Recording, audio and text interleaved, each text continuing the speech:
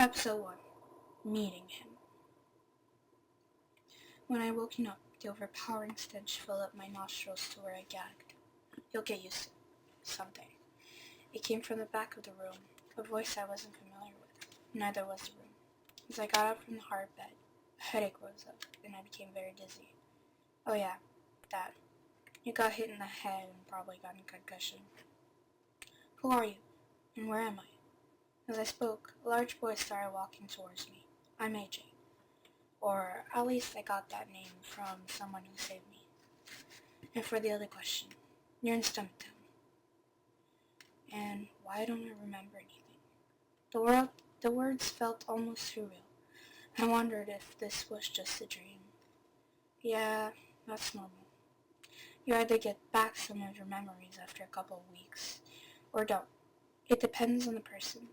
And since you don't remember your name, you get to choose it yourself. I guess Luke? Sounds good to me as long as you like it. Want to eat or even meet the others?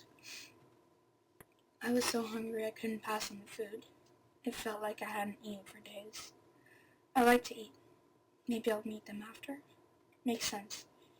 You've been passed out cold for days. How long? Like 4 days. I kept checking your pulse to make sure you were still alive. You almost seemed dead. You are still very pale. I immediately looked around to find a mirror to see if I actually was pale. There weren't any here. Our last one got broken by someone who thought we were going to hurt him. Anyway, I'll go get you some food. A while later, AJ came back with a plate of rice and pork. It looked almost poisonous, like prison food. I didn't think too much of it as I felt like I was going to eat my own stomach if I waited longer. The taste was bland and the pork was burnt, but I didn't complain about it and stuffed my face with it.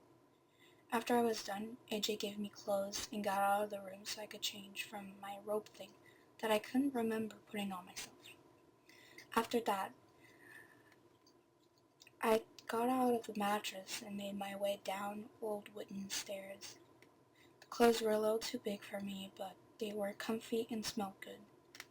As I was walking towards the door, another unfamiliar voice called me from another room. Hey, you're the new guy, right? I'm Max. It's nice to meet you. Nice to meet you too. I felt awkward. I was never a people person, at least from what I remembered. As I opened the door, the light from outside filled the dark room. I had only now realized how dark it was here. There weren't any windows, neither were there lights around the old house. I was amazed at how beautiful the nature was. It was a perfect sunny day out, and the birds were chirping. And it sounded good. I felt alive. Pretty, huh? You're still here, AJ. Another voice I didn't recognize. Yep. Oh yeah, Luke. This is Jace. He's one of the first here. He's also the leader of the fighting team. The fighting team? We all get powers, some for protection, some to heal, some to fight, and some are, let's say, a mystery. We divide them in teams. I can manipulate water, and Jace can control his strength. Cool, right? Yeah. When do you get them? A couple of weeks, maybe months after your arrival. Anyway, want to meet the rest of them? I nod and he takes my hand and pulls me outside. We arrive at a battleground filled with people. AJ starts walking and I follow. He points out people and tell me their names. Lix, Derek, Lola, James, Dinger, and more. Then, AJ brought me to a large tent where people's wounds got healed. Then he told me more of the names. Dinklaus, Link, Jeremy, Luna, Dixia, Mead, Lee, and even more. And he brought me to one last place. A warehouse filled with bots and people blocking and protecting. He told me a couple more names. Felix, Mark, Naira, Mirko, Zelly, Iris, and Jay. There aren't a lot of protectors as some of them were with the fighting teams, he told me. We got to the center building, a big mossy beige lighting towering a blue light. That's our only way out. We don't know how it works. We're waiting for someone who has the right power, or even someone who knows to work it. Okay, but how do you know it's the way out? We always see masked people walking in and out of it at night. And has someone figured it out? No, or else we would be out by now. Anyway, it's getting late. We should go to sleep. Bye. I didn't have time to answer as he already left me alone. I walked back to the room I woke up in and fell asleep fast after lying down. I had decided tomorrow I would try getting out. Maybe I could stay awake tomorrow to figure out how those masked people got in and out of here.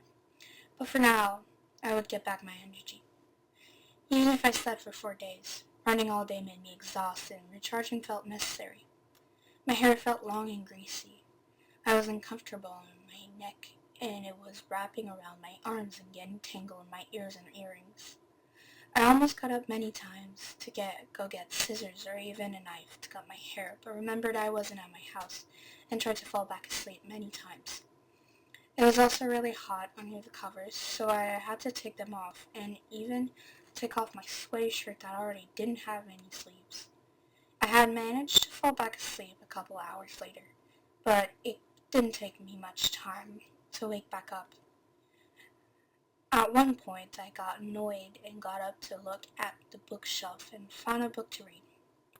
It was now 5 a.m. and I almost hadn't gotten any sleep at all. I heard a knocking at my bedroom door and got up to open it and found Jace standing in front of it. I only now realized I was still shirtless, but I didn't care as he was also shirtless. Rose and Shine, Shorty. How'd you sleep? Not well, but good. How about you? He was only a head taller than me, but still. He called me Shorty, so I had to call him that. Slept like a baby. I see you already got comfortable around me, calling me Bigfoot. I could say the same thing to you, already calling me Shorty even though you aren't that tall yourself. Well, I am taller than you, so I can call you Shorty. I could also call you Short Stack, Gremlin, Newbie, No, or you could call me by my name, Luke. I was getting really annoyed by him. Nah, I prefer Shorty. It suits you well. I don't care. Now get out of my room. As I closed the door on his face, he screamed from the other side where to meet him and told me to be quick. I threw on a tank top and some ripped jeans that I found in college that AJ filled up for me and made my way to where Jace told me to meet him. As I walked there, I remembered that I wanted to find a way out. Maybe Jace would know since he was one of the first year. Maybe he knew about the people traveling through the portal thing and the tower. As I got to the training ground, a group of people I didn't know came up to me. You're Luke, right? Chase has been waiting for you in his office. Come with us. As we got to a large door, one of the girls, Lixie, got closer out and took out keys to open it. Jace was waiting on a black chair in front of a brown desk. As I got inside, he turned his chair and waved sarcastically at me. He was grinning at it as I showed him the middle finger. Sit down. I need to talk to you. I sat on one of the spare chairs he had and waited for him to start talking. What do you want?